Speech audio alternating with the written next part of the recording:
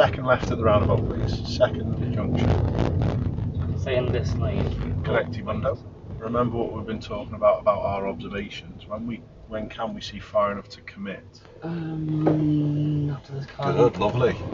Nice job. We've got to stay this side of this one as well. Yes. Signal now. Good. He's kind of around, so Good. just go. Because staying this side of that one that was coming round, even though it was a learner and it was slow, was allowing them the time to slide off. Good. And that is one thing that people often forget with learner cars. They might be a little bit slow on the roundabout, but if you've joined after them, they have the priority to move off the roundabout before you. Yeah. You've got to hold back of them.